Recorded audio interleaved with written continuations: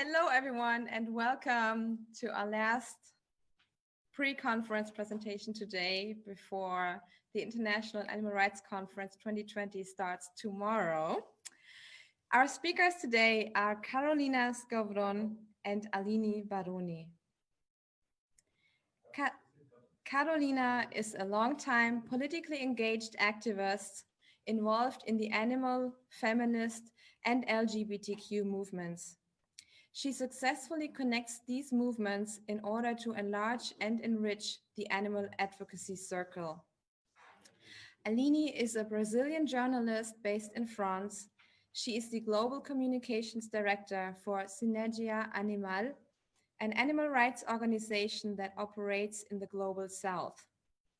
She is also a co-founder of the Connections Alliance, a group of animal rights organizations and activists that are willing to dialogue and support other social justice movements.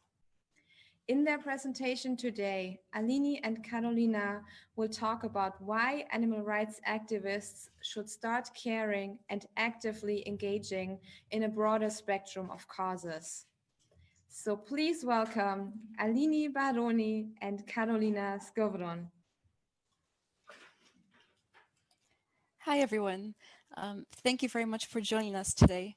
Aline and I can't wait to tell you about our new project, which is this alliance connecting animal rights and other social justice issues, but also increasing diversity and respect within the animal rights movement.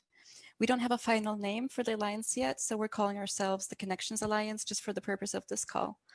During our talk today, Aline, can you show the next slide, please, with the introduction? During our talk today, we will introduce ourselves first, but also the leading organizations of the project and explain why we're creating the Alliance, tell you about our mission, our values, and our vision. We will also show you two examples of connections between the animal rights movement and other social justice movements. We will present to you challenges that we see in the animal rights movement that we want to address with this Alliance. And we'll also tell you what we have done so far and what we're planning in the future, which is where we'll need you. So we'll also leave some time at the end for questions. So about me, first of all, just to give you a background of where I'm coming from. I was previously the director of the Polish branch of the Albert Schweitzer Foundation, advocating for farmed animal rights. And I'm now the director of the biggest Polish multi-social justice issue organization, which is called Akcja Demokracja. I also lead the Vegan Lady Boss group in Poland, where we have over 100 women who are activists, animal rights advocates, and we meet to discuss crucial issues and to support each other. I'm a member of the main council of the Women's Congress and a member of the committee of the Equality Parade in Warsaw. And I'm also a co-founder and main expert of the Polish parliamentary group, which is dedicated to the welfare of farmed animals. However, I'm mainly here today as the leader of the Animal Center, which is an informal organization that brings together the animal rights and the feminist movement in Poland. And I'm also one of the two founders of the Alliance that we're presenting today. So a few words about the Animal Center first. It was created as a place to connect the animal rights and the feminist movements in Poland. But most of all, its aim was to convince feminists to be allies and to join the fight for animal rights. The Women's Congress is one of the oldest, the biggest feminist organizations in Poland, and it holds a huge event each year for up to 5,000 people. This event consists of debates, lectures, and workshops, which are grouped into centers, about 15 centers. And what is important is that these centers always reflect the most significant trends and areas of interest for the Polish feminist movement, from women in politics, women in the media, health, violence, to equal pay. That's why it's very important to be there to present ideas in order for this to go into the mainstream of the feminist debate in Poland. So after a significant amount of lobbying, I managed to convince the leaders of the Women's Congress to that animal rights and the way that they are connected to the rights of women should be in the very center, in the mainstream of the Polish feminist movement. And that's how the Animal Center came about in 2018. There was a lot of initial skepticism, but it really exceeded expectations. The interest in the center was enormous and the audience was so big that they couldn't really fit into the room. So in the following year, We continued. We also had an animal center at the Women's Congress. And also thanks to this, it was easier to convince the Women's Congress that it should go 100% vegan. And that's exactly what it did. And it will continue to do so in the years to come. So ever since, the Animal Center has turned into a separate informal group, and now it's not only part of the Women's Congress, but it also serves as the first space in Poland to connect these two movements. So that's where I'm coming from. And now I'm passing it on to my amazing friend, Aline Baroni, who will introduce herself and the organization that she works for. It's a pleasure to be here talking to you about this project that we're very excited about. My name is Aline Baroni, and I'm a Brazilian journalist based in France. I'm currently working as the Global Communications Director for Singeria Animal, and have previously worked as Communications Coordinator for Mercy for Animals in Brazil. Before that, and I think it's something that it's very relevant for this project, I worked as the Chief of Communications for the Labor Prosecutor's Office in Brazil, which is the public prosecutor's office to safeguard workers' rights. In this role, I had the opportunity to work very closely to several social movements, actively fighting racism and other discriminations in the workplace, fight slave labor, protect immigrants' rights, among others. I also got to participate in several task forces in slaughterhouses and meatpacking industries, which you can imagine, since Brazil is the largest beef and poultry exporter in the world, you can imagine that it's a big deal. This is a big industry for the country. And before that, I worked for approximately 3 years in other organizations in the third sector. As I mentioned, I'm the communications director for Singeria Animal, and Singeria Animal is an animal rights organization that works to reduce the suffering of farmed animals and to promote veganism, or at least a reduction in the consumption of animal products in the countries where we operate. And you can see here in the map where we can currently operate. So you can see that we have teams in Latin America and Southeast Asia, and it's part of our mission to work in countries of the global South. This is both challenging and rewarding to work in Latin America and Southeast Asia, as in some of the countries where we're operating, we're actually helping to create the animal rights movement from scratch, basically. In social and political contexts that are much, much different from what we see in the United States and in Europe, where the movement and democracy itself, let's say, it's much more developed and stable. And here is exactly the point where the story of this alliance starts. And I promise I'll be brief. In Singeria Animal, 1 year ago, we decided to create a committee in which vegan experts and animal rights activists that are experts, and they also are activists, and there are also activists in other social justice movements. They will help us, guide us. Well, they will teach us how we could work, taking other fights, other causes in consideration, not only to be respectful to these other causes, but also to empower these movements. I was coordinating the development of this committee.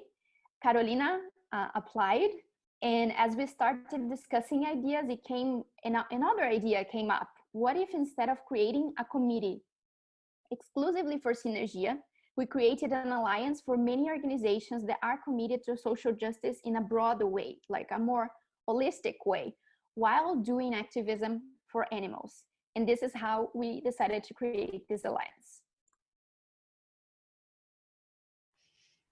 Yes, I have to add that when I applied for Sinegeria's committee, because I just thought my experience could be of help there, I never expected that our first meeting with Aline would turn into this amazing idea to create such a broad alliance between the animal rights movement and other social justice movements. So it's been a great adventure ever since, and we've been working hard. And we're super happy to present it to you today.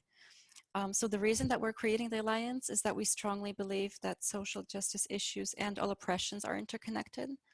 Aline mentioned how Singeria Animal wanted to become more diverse and inclusive, and also better tackle internal challenges. And my observations of internal challenges had been similar in the AR movement. in which I observed that many organizations who are working for this cause, who are working for animals, they actually forget about the rights of people who are working at the organizations, of people in their own communities, people in their own teams. And this is extremely important for animals as well, who need all the allies they can get. They can't afford to lose people within the movement. They can't afford to lose people who don't feel safe in the movement as well. So we've all seen the Me Too stories in some of the best known AR organizations in the world. Many of our friends have faced racial discrimination while working for animals. I've personally experienced homophobia, as have many of my coworkers. And recently, a lot of us have observed some very harmful and deeply saddening discussions in the effective altruism forums for animal rights, where even some of our fellow and amazing activists denied that systematic institutional racism even exists. So in our opinion, the animal rights movement requires some deep reforms and education in terms of other social justice issues like these. So moving on to um, our mission is to create collaboration among animal rights organizations, the ones that are interested in implementing measures that can make them embrace diversity, equity, and inclusion within their organizations, and that help the animal rights movement build dialogue with other social justice organizations. So supporting issues like environment, gender equality, LGBTQIA rights, racial equality, the indigenous movement, workers' rights movements, migrants' rights, people with disabilities, and many, many others. Moving on to the slide of what we believe in. Um, First of all, we believe that all animals are equal and all deserve protection and respect. We also believe that all humans are equal and should have the same rights and opportunities, independently of all differences. So we believe that any type of discrimination and inequality should be actively opposed, also by the animal rights movements. And that's basically why we have come to the conclusion that internal policies within the movement are needed to make it more diverse, more inclusive, equitable, and socially accountable as well. We believe that respecting local cultures when expanding policies and models throughout countries should be a priority. Especially policies that come from the US, that come from Western Europe, should be adjusted to reflect the local culture. So in essence, what we should consider what is best for animals, but always make sure that these measures don't come at the expense of vulnerable human populations. And instead, we'd like to seek out common goals and values and cultivate a culture of aiming for social justice for everybody. So our vision, it incorporates all of our values and beliefs that I mentioned. And because animal, environmental, and human rights issues are so closely interconnected, our approach here is to dismantle all systems of oppression at once. So all systems of oppression whose mechanisms are the same regardless of who's being oppressed. Our vision is a vision of a fair world for all beings. And our inbound goal is to make the animal rights movement more internally diverse, like I said, more inclusive and more safe for everybody. This requires lots of reforms, not just in the creation of internal policies, ones that go much broader than and deeper than just the HR departments, and also educating the animal rights movements and its organizations on other social justice issues.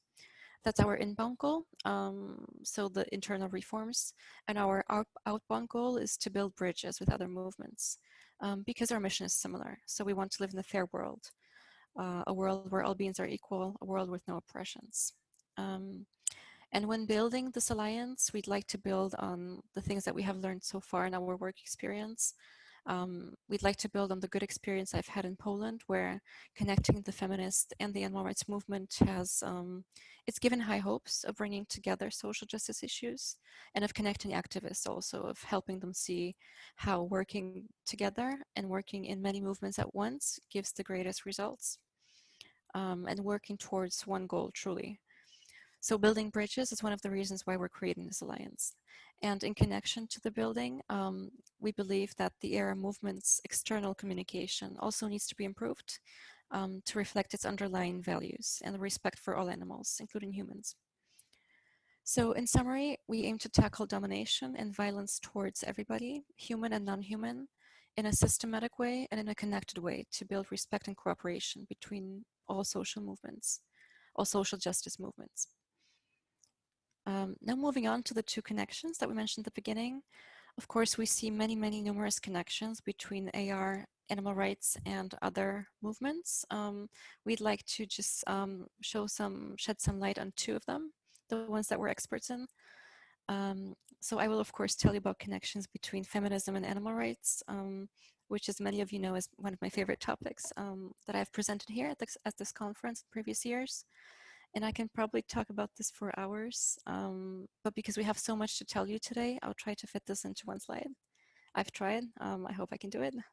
So in general, it is in the best interest of women to have better animal protection laws and greater respect for animals in society. And that's because animals and women share a similar burden. So in society, those who are stronger, they take away the subjectivity of those who are weaker, which means that men objectify women, but humans objectify animals. As women, we are objectified in public spaces. So women are often portrayed as sexualized objects, and analogically, animals are portrayed as things and as products. Women's bodies are used to sell just about anything you can imagine in commercials.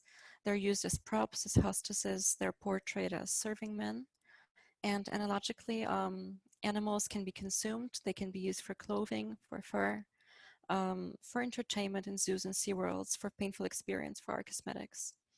So basically, objectification is the process of denying somebody's ability to think, to feel, and to need. And this is done in relation to both women and animals in similar circumstances. And in fact, women are oftentimes viewed as being closer to animals or more like animals than to men. So women are closer to animals than they are to humans. We are often denied rationality. We're said to be guided by hormones, by emotions.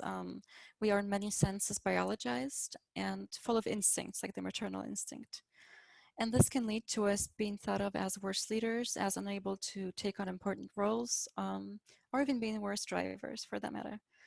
So analogically, society denies that animals feel anything more than pain. That's the most that we can actually give them the right to. Society denies that animals have social needs, that they have intelligence, empathy, that they are sentient beings, basically.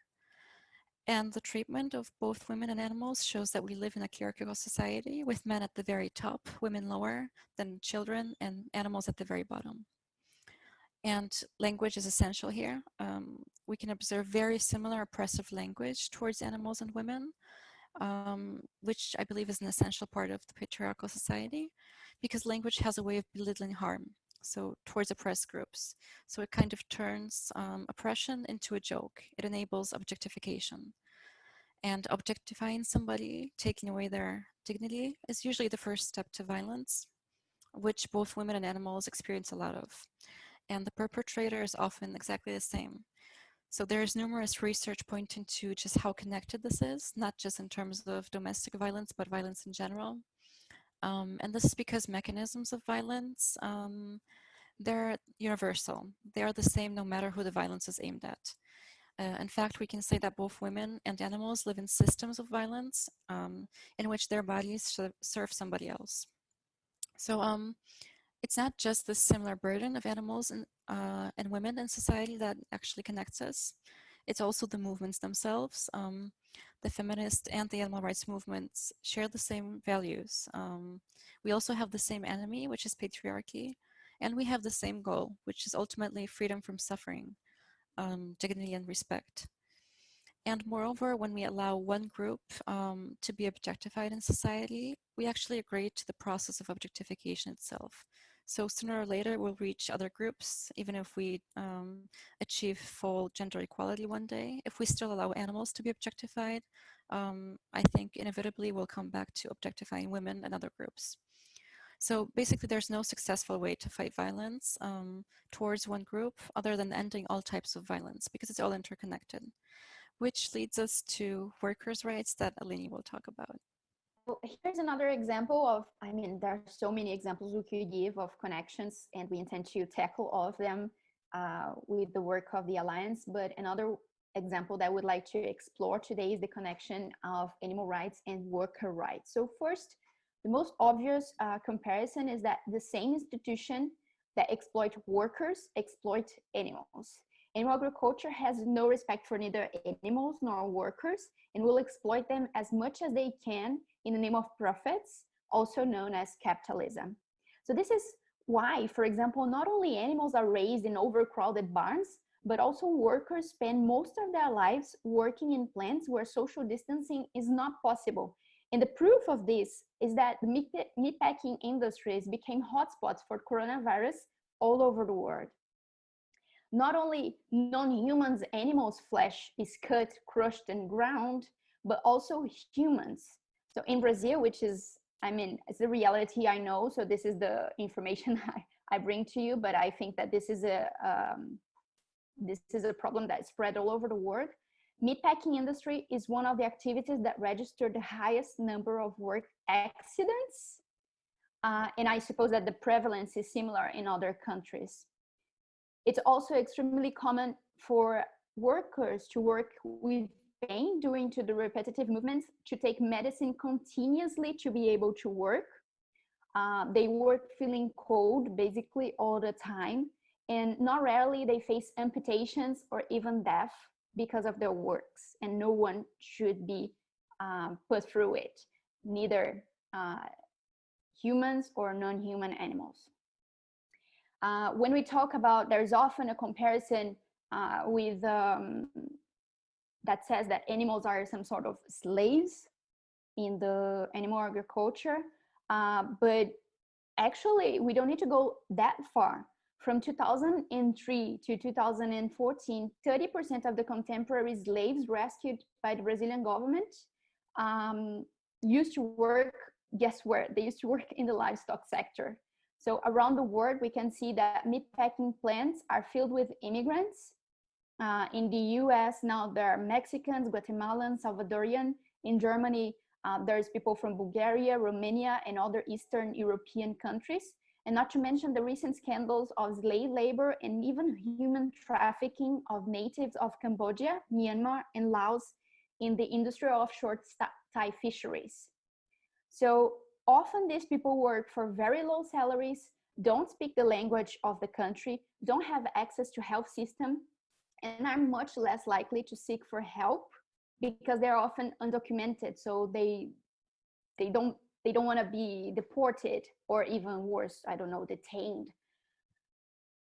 And it may be because I'm very passionate about worker rights and these topics, but the connection between animal rights and workers' rights issues, it opens even other opportunities for us to analyze this even with deeper discussions if we dig just a little bit more.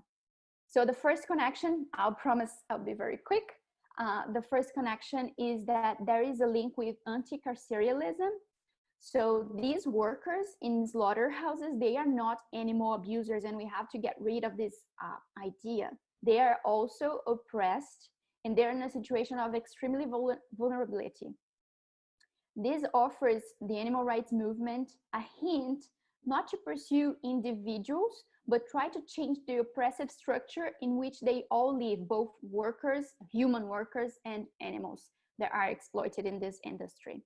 Second link I would like to highlight is that we're stating here that immigrant workforce is what has been making the meat industry profitable. But what to say when we think about the following equation? Animal products consumption is leading to climate change. That will lead to extreme climate events such as drought, storms, hurricanes, and sea level rising, sea acidification, and many environmental changes. These events will affect people's livelihoods and lead to displacements. And then these displaced people, which are migrants and immigrants, they will once again be an easy target for the meat industry as immigrants working in the meatpacking industry as a cheap workforce. So it is all related. The third link I would like to highlight in here is that the vegan movement usually think about the consumption of food, but we believe that it's very important for us to also take care about food production. Campesino movements and smallholder familiar farmers are also deeply harmed by the agribusiness model that we see currently exploiting animals. In this agribusiness model that produces meat and soy to feed animals as commodities in large states and monocultural systems that rely heavily on pesticides. And we think that it's time for the vegan movement to start defending and supporting these workers who produce healthy and sustainable food, especially women's farmers and people of the global majority, their rights to owning land and resources.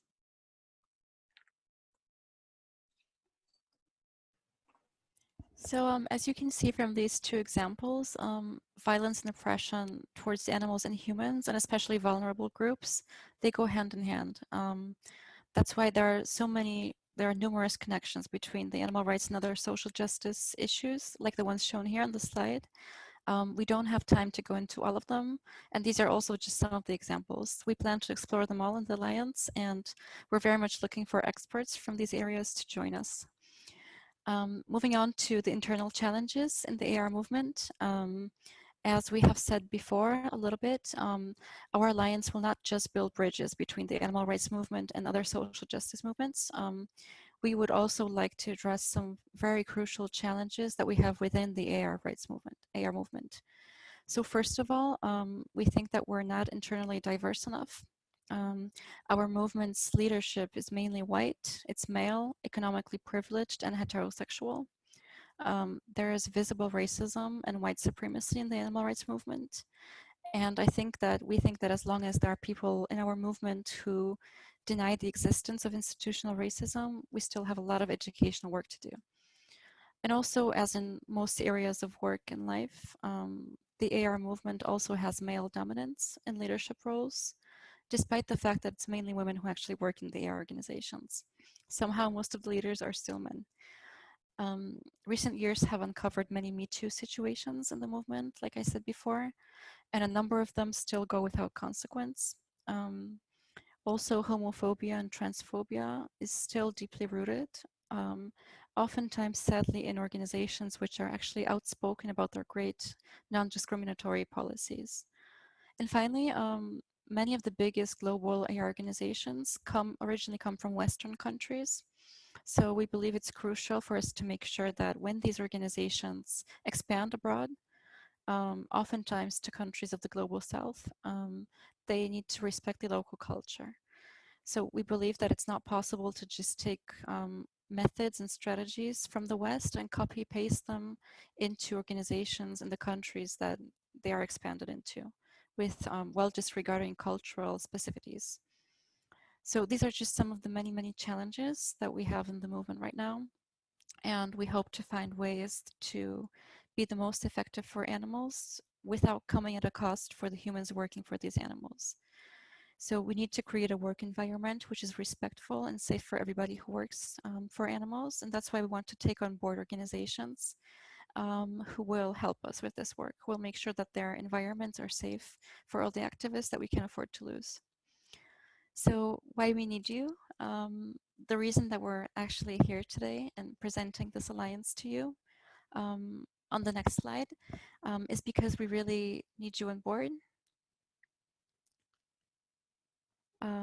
Oh goodness, sorry, Aline, I think I missed 2 of your slides. So I'll leave it to you. Yes, no worries. So what Karolina was just mentioning about the internal challenges of the movement is very important and is one issue that we intend to tackle. But also we see that there are challenges for programs and strategies that are related to our external work. So we think that organizations should start to plan their programs according to this, let's say, holistic vision of justice, considering other social justice movements as well. And for this, it's not enough to only publish statements on social media once in a while. We need as a movement to focus to develop consistent anti-oppression strategies and programs. So here I added 3 examples just for a previous an initial reflection on how we should do it. So the first example is when we're conducting an investigation, for example, let's say in factory farming, can we also tackle environmental racism? Can we investigate immigrant rights, indigenous rights, and worker rights? A second example is how do we curate our content and communications in a way that we don't encourage fatphobia and ableism? And in example number 3, are our food policy strategies and vegan messaging jeopardizing food security and food sovereignty? So these are just 3 points for reflection. There are plenty of others that we intend to tackle. This is what we have done as an alliance so far. So we managed to gather more than 30 activists from 14 different countries, and we've been actively and intensely discussing many topics with them, and they've been just brilliant, I must say. We're very proud of this group of activists, and that they are helping us and collaborating to help build this alliance basically from scratch. And we started discussions about webinars, strategies, brainstorming a name, because this Connections Alliance is just a provisory name, and accountability. So how can we make sure that the organizations that are part of the Alliance are really complying with the goals of the Alliance of social justice movements, and are not just using these as a marketing tool? So our next steps are having organizations on board, which this part didn't start yet. We have individual activists on board already, but not organizations so far, because we didn't start the works just yet. We intend to hire a coordinator, creating a website, defining plan and strategy for the first few years, start fundraising, and defining, as I just mentioned before, defining how organizations will be held accountable for sticking to the goals of the Alliance.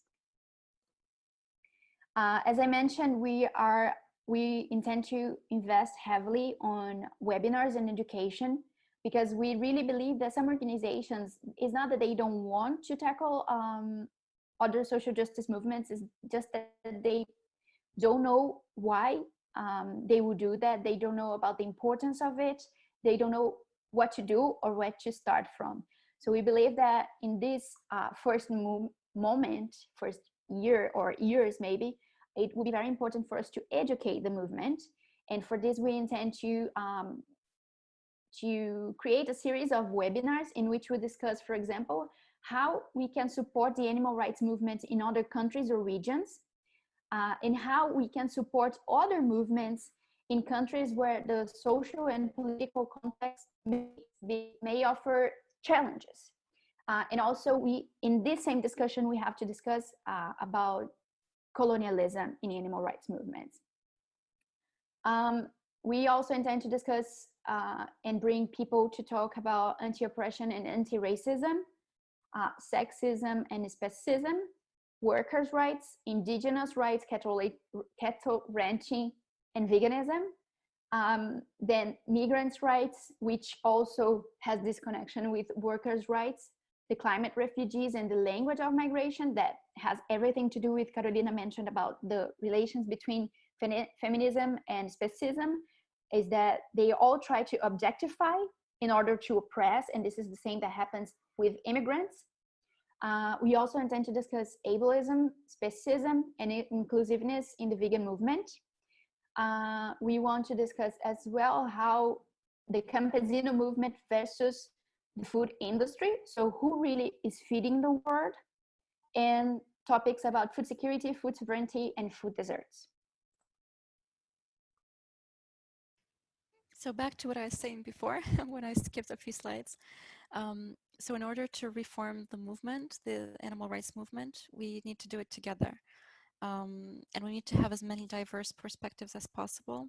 So that's the reason that we really need you on board. And we'd like to expand the horizons of the movement. So we wanted to do it together with both individual activists, which we are already doing, but we want to expand this group right now. And so we're inviting you to join now. And then in the future, like Aline said, we will also invite organizations, AR organizations, to the Alliance. So we also need those of you who are involved in both the AR movement and other social justice movements so that you can bring that perspective to us and help us build bridges between movements in many countries in the world. And also help us build the Alliance right now, because we're in the middle of creating our strategy, and all the perspectives that are on board are extremely important to us. So veganism and the AR movement cannot be elitist. And in fact, we're convinced that effective altruism will not be effective at all until it becomes more diverse and begins to understand the connections between social justice movements.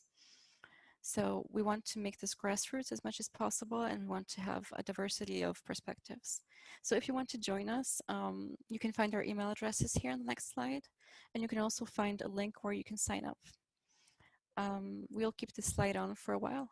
And we'd like to thank you very much for being here today, for joining us.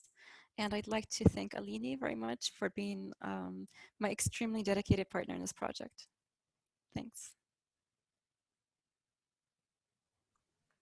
Yeah, thank you all for joining. I think it's, as I mentioned, we've been working with a group of very dedicated activists. And we've seen that because of their engagement, we've seen that this is something that the movement really needed and was really willing for. They really waiting for this discussion. And so we're very happy to be part of it and to be building this together. And so thank you very much for your interest. And thank you, Karolina, also for the kind words and also for being amazing. And thank you for the International Animal Rights Conference for the opportunity of talking about it. Thank you.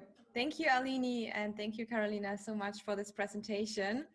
So we now have time for questions. I will read out the questions, and then obviously you can answer. And if you do have any additional questions, feel free to post them in the Q&A section of your Zoom client. So we'll start with the first question now. So could you expand on what it means to say that all social justice issues are connected?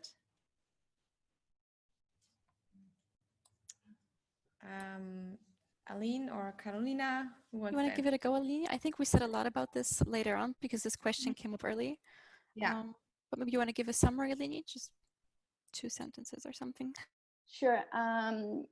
Well, I think, yes, as Karolina mentioned, I think within the presentation, we tackled it several times, and we gave a lot of hints about why they're connected and even examples.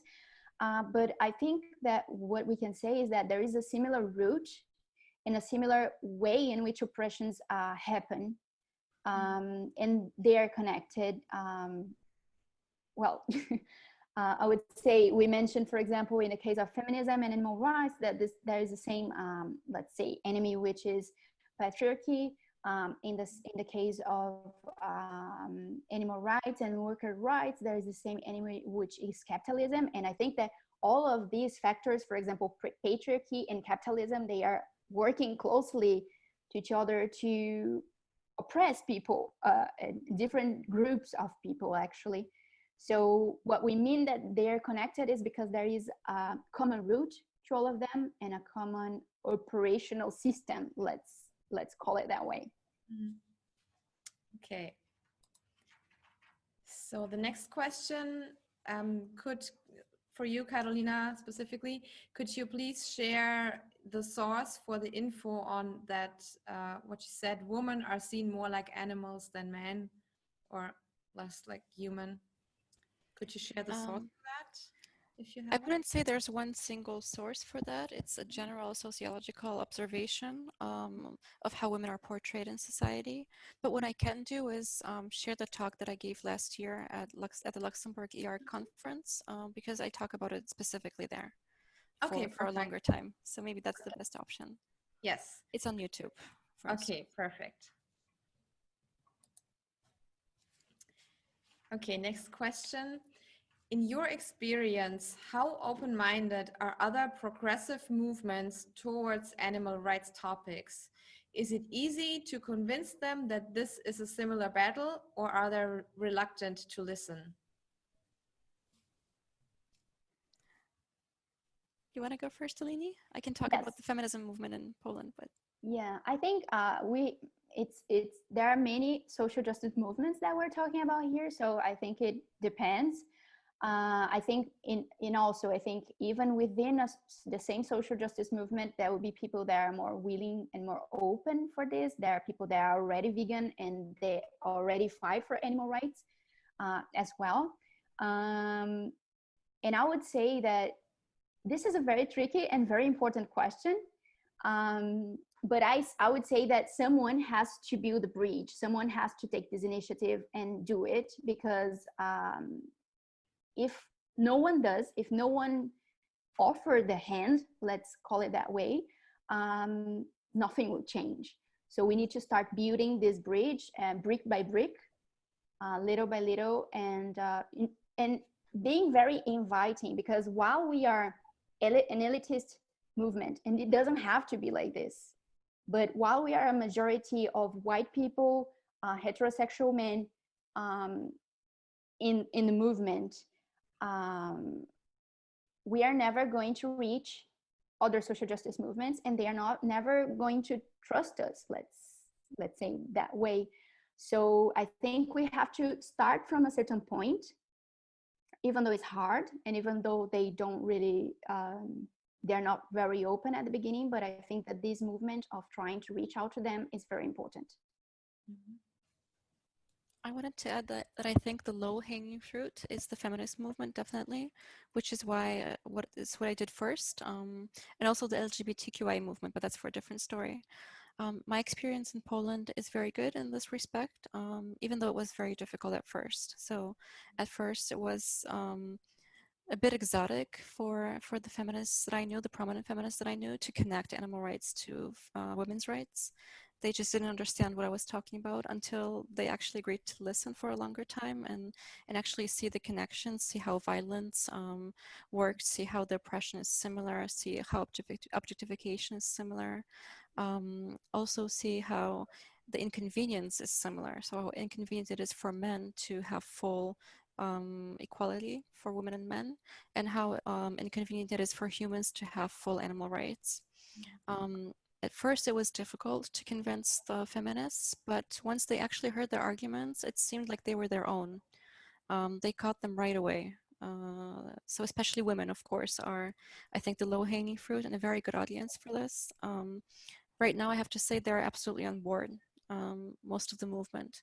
There will always be, of course, a few people who kind of bring in the backlash to not do this, but I'd say the majority not only understands these arguments, but now feels that they are their own. So feminists are absolutely on board with this in Poland, and I think it's easy to do this in other countries as well. I'm happy to help with it if anybody would like to. Okay, perfect. Okay, so the next one is a long one. So this project seems to be, among others, about making the AR more inclusive, educate our movement, and supporting many movements against other discriminations. This means that we have the animal rights movement should help different human rights movements. Don't you think it's putting humans first, like it has always been? Aren't we doing that because of our entrenched speciesism? Are we not able to focus on animals even in the animal rights movement? And it ends with, because you didn't explain in your presentation how other movements would help us. Does that mean it's not required from them, but it's required from us? There are two aspects here that come to my mind right away. I don't think it's human first. It's still both animal and human first together at once. And there are two important aspects to this. If we want the animal rights movement to keep its activists, if we want people to not burn out, to not have compassion fatigue, to feel safe, welcome, and needed in the movement, we need to make sure they're not discriminated against. That's a must. And right now, it's not that easy. There are many cases of sexism, of racism, of homophobia, which means that actually great people who are working for animals, who are completely dedicated to the cause, they leave the movement. And I think that's something that animals can't afford, actually, because these people oftentimes have a great sensitivity from other social justice movements. They bring in experience. Um, and also there's a question there that we didn't mention, how other movements can help us. Maybe we didn't say enough about this, but it's actually part of our mission. When we build the bridges, we don't mean just us helping other social justice movements. We want to bring in the animal rights values into other social movements. So kind of like what I did in Poland with the feminist movement, by entering the Women's Congress, which is a big women's rights organization. I put in animal rights into their conversations, into their mainstream of interest, which means that there are more advocates for animal rights right now. Maybe unobvious ones that wouldn't otherwise have joined the movement, they have joined now. Not always being specifically working for animals in an organization, but for instance, presenting these ideas, these values to their surroundings in their respective movements. So I deeply believe that we're helping animals in this, and that, like I said, this is truly effective altruism by not allowing people to leave the movement, but making them feel invited and giving them the power, empowering them internally. Okay, perfect. I just would like to add, this is a very complex question, and it's hard to think like of a question that summarizes it all at the moment. But I think that while the animal rights movement is seen as a movement that is disconnected to the reality of the world, to the human world and to the human oppression world, I don't think we're going to get as many people on board as we would like to. Because for example, if we don't offer a hand when to, let's say, the Black Lives Matter movement, how do we expect them to come to us? I mean, someone has to have the humility to go and make this movement of approaching the other one and say, let's talk, because we have like some sort of common enemies, oppression. We are both fighting against oppression. And I would say that we have a lot to learn from these movements as well. Black Lives Matter is a movement that has been doing a great job on approaching other social justice movements and supporting them without losing the focus on Black lives, on anti-racism fight. So I think that we have to connect to the world, show that we care about them as well. For us not to be seen, for the animal rights movement not to be seen as elitist, white, and heterosexual and all of that. We need to be seen as a diverse movement, and we need to be a diverse movement to reach these other groups. Okay, thank you. Okay, so the next question is, what are your views on initiatives that aim to tackle sexism by coaching or training women individually?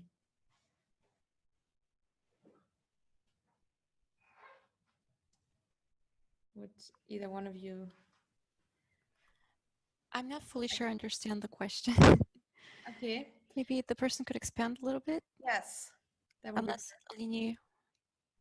Yeah, I don't know if I understand, but maybe if I understand, the person is asking if, I mean, my answer would be that maybe coaching individually is one strategy, but I think that to fight sexism, we need a broad and articulated strategy to fight sexism. Is not going to be individually, because the problems of sexism, homophobia, racism, they are in the structure of society. So we're not going to fight them individually, but this could be an additional strategy, maybe, if I understand the question well. Yes. Okay, thank you. The next question, do you have a branch in London or the UK? We don't really have any branches. We're just actually Aline and I have never met live. We've been working together for I don't know how long already, and we only see each other on Zoom and other team meets and so on. So we're kind of like we plan to be a global alliance without any offices. Maybe that will change in the future. I don't know. But we do invite you on board very much, no matter where you're based. If you're in London, we also invite you on board because we just meet online right now. Also because of the COVID-19, obviously we can't meet live. So no boundaries here. Okay, perfect. So the person can just get in touch with you and then you can set something up. Very good. Okay. Are you planning further alliances and do you target certain countries? How are you looking to fund the alliances once it's erected? Because you're putting a lot of time in this, obviously. Do you have any strategies on that? I mean, you already covered one question, sort of. You want to go, Karolina? No. Okay, Okay, so I'll go. Planning further alliances and to target certain countries. Currently, we have been receiving like some sort of applications. I wouldn't call it that way, but from activists, individual activists from all around the world. As I mentioned, we have activists from 14 countries. And so our alliances will be with these organizations that, I mean, they represent and other organizations that come on board and they are willing to do a job in their own countries. And I hope that helps the question. The second question about funding. Currently, we are linked to Singeria Animal, which is the organization in which I work. And they have been amazing for first supporting me because I work somehow in work hours in the Alliance. Not always, but sometimes. So they have been supporting this project in this way. And also they are funding our first, we are hiring, we have a vacancy open currently for a project coordinator and they will be funding this person. So this is for the next steps we have in mind. This is how we'll be funding, but on the next months or years, probably we'll have to dig deeper in this area. Okay. we have some initial ideas, but it's too early to talk about the details. Okay. All right. So the next question says, excellent talk. So how can activists get involved, join the Alliance or support it in any way? And do you have a website? I don't think we have covered this yet. Will the members of the Alliance be other organizations or individuals? So we have phases right now where we consist of individuals from 14 countries and we meet and we talk and we discuss the most important issues for us to move forward. We're going to invite organizations to be part of the Alliance to put in place the policies that we have talked about and the education. But this is a second phase. So for the first year, we mainly want to educate and we want to build the Alliance. And at a later stage, we will invite organizations to join us. And I'm trying to find the first part of the question. If you could repeat that, please. Or if you have a website. No, we don't have a website. If anybody here is great at making websites, we're very happy to have you on board. Right now, we're just inviting you to fill out the form that we have here or contact us on our email. That way we can add you to our email list and you can join our calls and build the Alliance together with us. Okay. So this is the last question we have for today. So from what Aline said, the message you give as an organization is to go vegan or at least to reduce the consumption of animal products. As intersectionals, how come your message is not clearly anti-speciesist?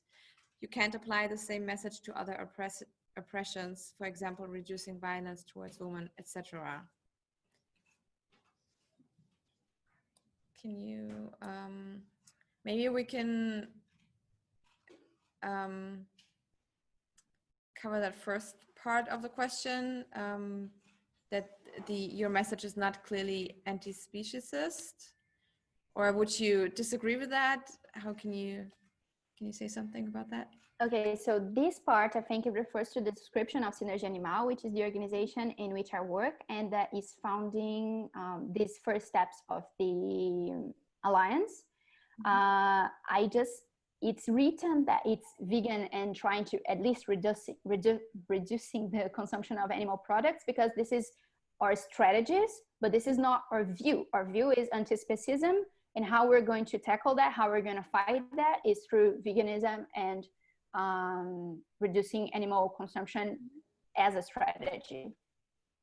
I think that answers the first part of the question. Yes. But just to highlight, this was in the slideshow about the organization Singeria Animal and not about the alliance itself. Okay, perfect. Thank you for clarifying that. Sure. Okay, so we are at the end of the Q&A session, actually. I want to thank you again, Aline and Karolina, for your amazing and interesting presentation. And this was the last pre-conference presentation, as I mentioned earlier, and tomorrow we'll start with the first International Animal Rights Conference that's held online. We hope to see you all there, and we're looking forward to many great presentations and get to connect all over the world. So thank you, and we'll see you tomorrow.